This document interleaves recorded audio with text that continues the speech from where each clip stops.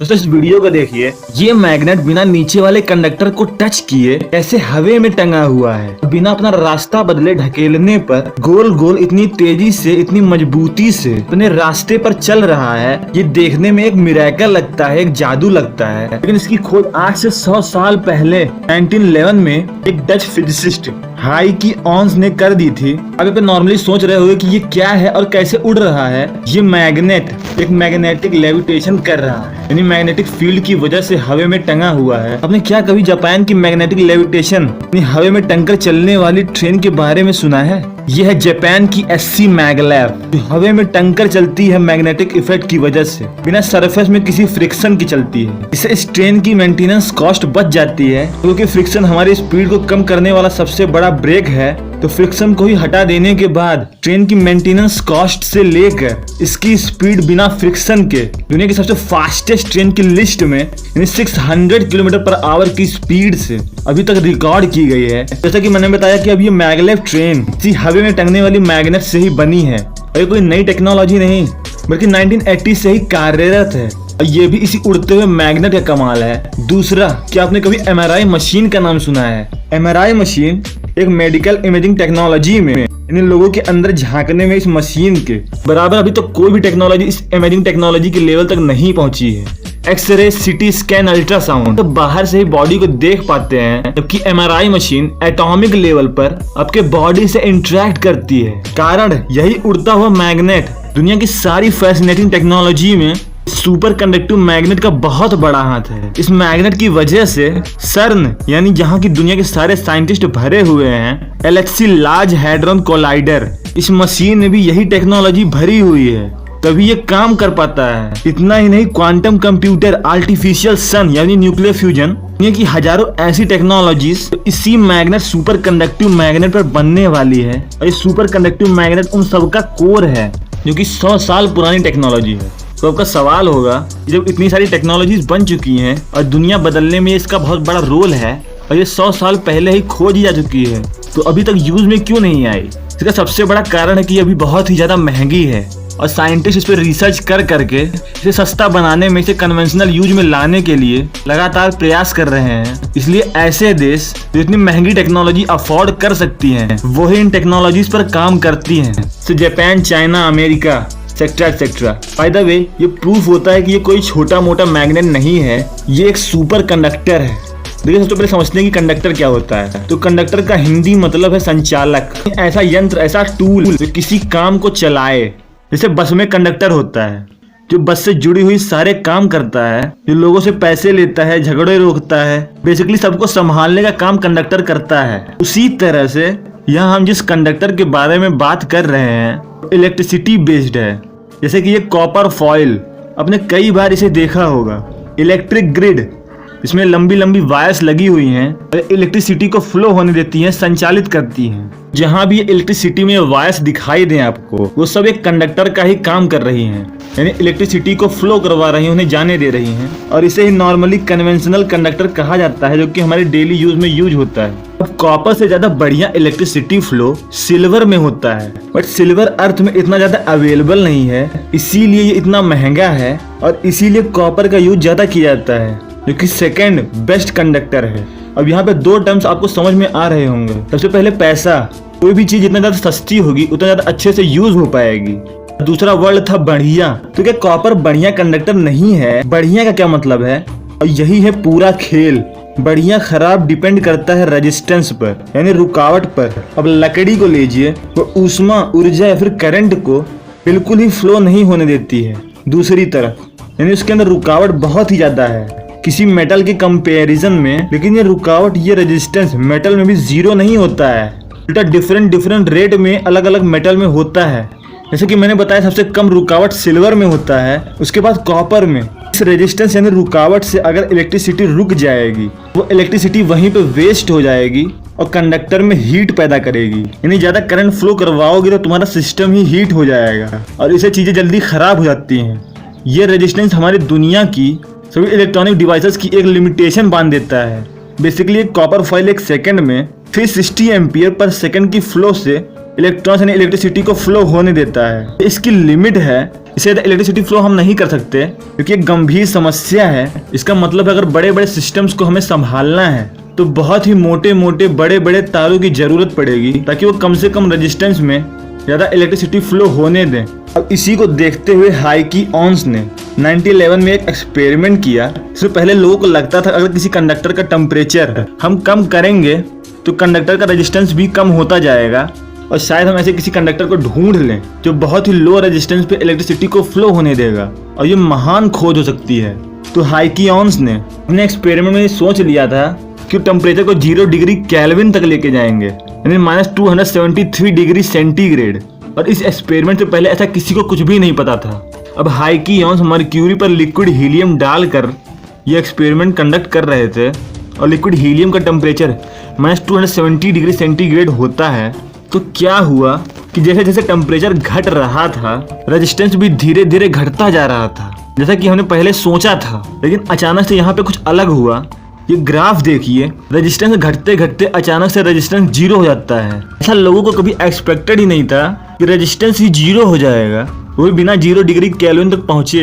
लेकिन इस एक्सपेरिमेंट को देखने के बाद लोगों को ये लगने लगा कि शायद हम कभी रूम टेम्परेचर पर भी ऐसी super conductivity without any resistance के 0 रेजिस्टेंस से शायद हासिल कर पाएंगे। यानी यहाँ पर रेजिस्टेंस एब्सोल्यूट 0 हो गया।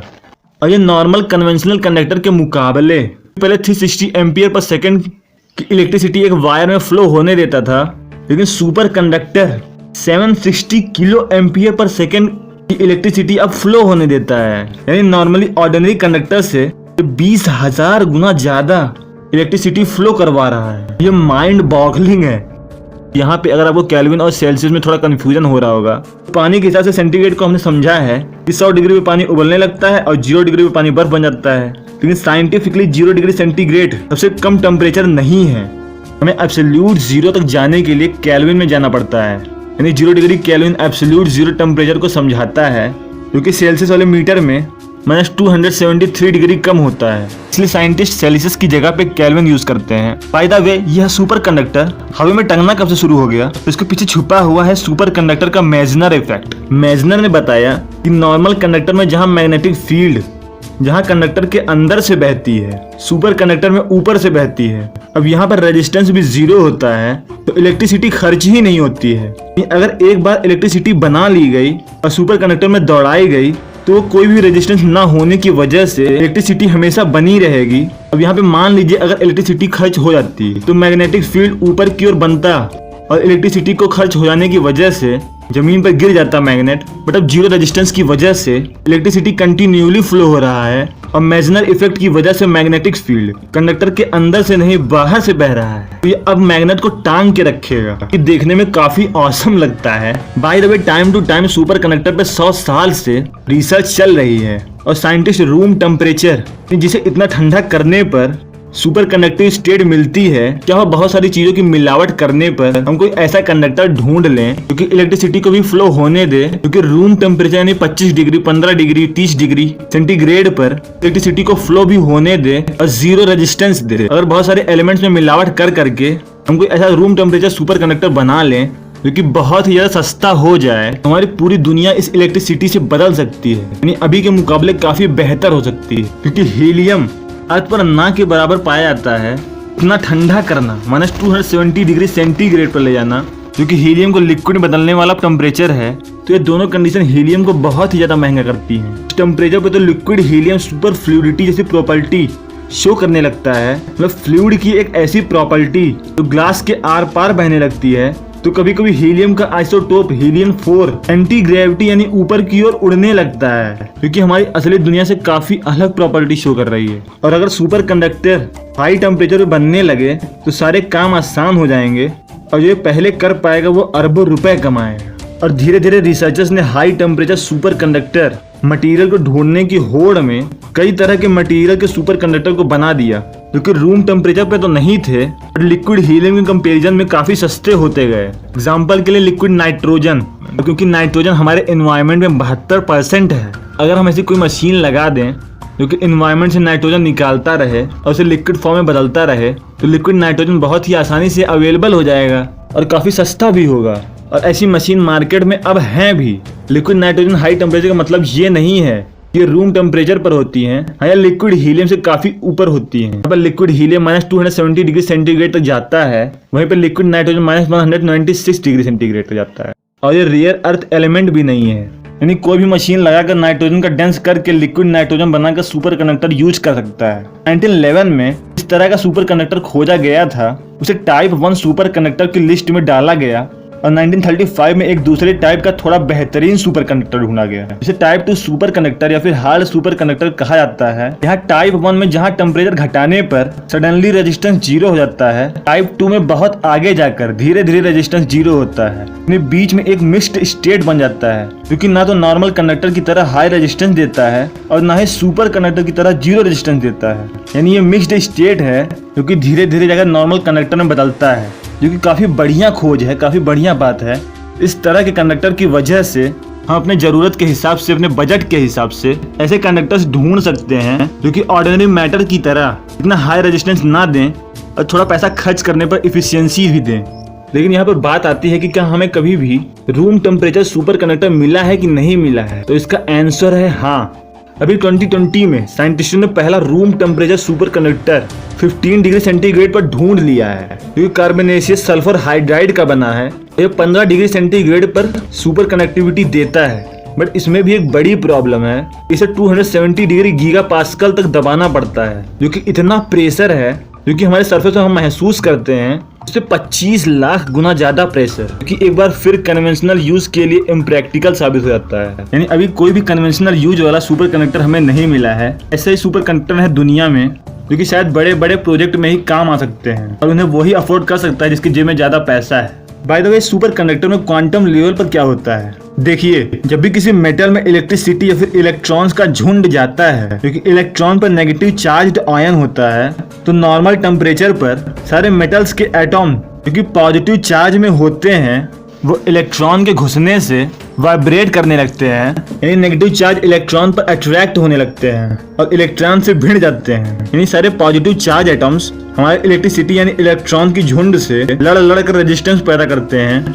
रुकावट पैदा करते हैं, जिसकी वजह से हम जितनी भी एनर्जी बनाते हैं वो सारी डेस्टिनेशन तक नहीं पहुंच पाती और रास्ते में ही हीट बन जाती है। यही होता है क्वांटम लेवल पर रेजिस्टेंस पे। अब देखते होंगे कि सर्किट में हम उल्टा रेजिस्टेंस लगा देते हैं, तो इसका काम क्या होता है? ये और ज्यादा रेजिस्टेंस पैदा करके सर्किट में ज्यादा इलेक्ट्रिसिटी फ्लो होने से रोकता है। यानी ये हमारे सिस्टम में कंट्रोल सिस्टम है, बट ये ज्यादा इलेक्ट्रिसिटी बहने से रोकता है, रेजिस्टेंस कम करके ज्यादा इलेक्ट्रिसिटी बहने नहीं देता है। ये एक ही स्टाइल में एक ही तरफ से काम करता है। और सुपर कंडक्टर को देखते हुए हम ये कह सकते हैं कि फ्यूचर में हमारे पास ऐसे रेजिस्टेंस बनने वाले हैं जो कि रेजिस्टेंस बढ़ाने और घटाने दोनों टाइप के रेजिस्टेंस हो सकते हैं। Bye the way, particle level पे सुपर कंडक्टिविटी में क्या होता है? सबसे पहले हम समझते हैं कि जिस तरह से हमारे atomic level of periodic table in chemistry, जिसमें दुनिया भर के बहुत सारे एलिमेंट्स को ढूंढ ढूंढ कर उसमें लगाया हुआ है, वैसे ही साइंटिस्टों ने रिसर्च किया कि एटॉम के नीचे भी चीजें होती हैं, पार्टिकल्स होते हैं, और इसीलिए periodic table of particle physics भी बना, क्योंकि फिजिक्स में क्वांटम फिजिक्स की ब्रांच है। अब इसमें 17 पार्टिकल्स होते हैं, 12 फर्मियॉन्स लेफ्ट साइड में, साइंटिस्ट एनरिको फर्मी के नाम पर यह नाम दिया गया है, और राइट साइड में बोसॉन्स, जो कि इंडियन साइंटिस्ट सत्येंद्र नाथ बोस के नाम पर है। फर्मियॉन्स दिखाता है दुनिया भर के सारे मैटर्स को, सारे मैटर्स इन्हीं पार्टिकल से मिलकर बने हुए हैं। वहीं पे बोसॉन्स दिखाता है सारे फोर्सेस को, कि सारे बोसॉन इन्हीं फोर्सेस से मिलकर बने हुए हैं। बाय द वे, ज्यादा डिटेल में कभी किसी और वीडियो में जानेंगे।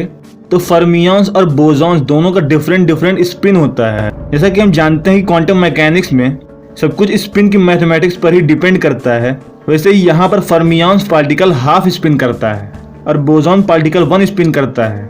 हाफ का मतलब है जैसे कि फर्मियॉन्स पार्टिकल्स में सारा मैटर जिस पार्टिकल से मिलकर बना हुआ है वो सारे पार्टिकल्स आते हैं, जैसे कि इलेक्ट्रॉन्स, उसका एक कंप्लीट सर्कुलर स्पिन नहीं होता है। अगर आपको ऐसा लगता था पहले, तो ये गलत है। ये पहले 180 डिग्री तक स्पिन करता है, फिर वापस वहाँ से उल्टा होकर -180 डिग्री तक फ्लिप करता है, और फिर दूसरे साइड से 180 डिग्री तक स्पिन करता है, और फिर वहाँ से -180 डिग्री तक स्पिन कर देता है। यानी ये खाली आधा चलता है, जैसे 1/2, -1/2, -3/2, 3/2, -4/2, 4/2।